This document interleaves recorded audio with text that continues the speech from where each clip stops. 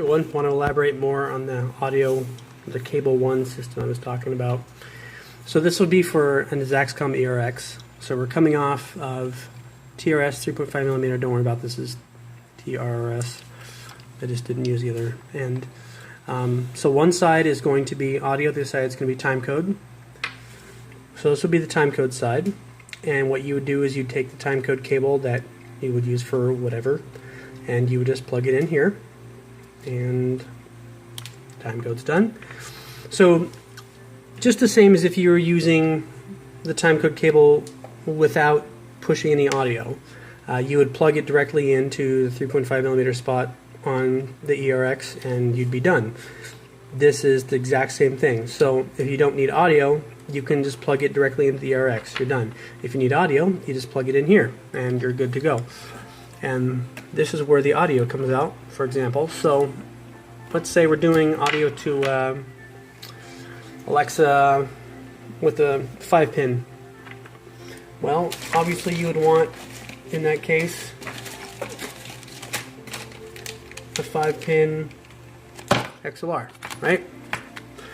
So that would break out just like that to 5-pin XLR. It would be TA5 right here. So obviously coming out of ERX it's going to be mono, so you don't need to worry about stereo, but you want to put a stereo signal, or a left-right at least, into the camera, so you're going to fulfill both channels. And this is already wired up to be to fill both channels, even though you're only sending a mono signal. So that's going to plug in, it's going to go right into your 5-pin, into Alexa, and you're good to go. But we're going to use Alexa Mini, so we're going to use a 5-pin TA5 into the Limo 5. Boom, good to go.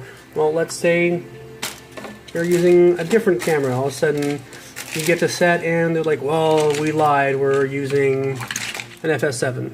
Okay, fine. 5-pin Limo, or 5-pin TA5 right there, going into your cables. Now obviously this is the wrong gender, but you know, you could make it, and instead of having a whole new cable system and trying to use adapters and everything, you don't have to do that anymore. You're good, you're done. You know, what if you want to go into red, epic, scarlet, hellhole?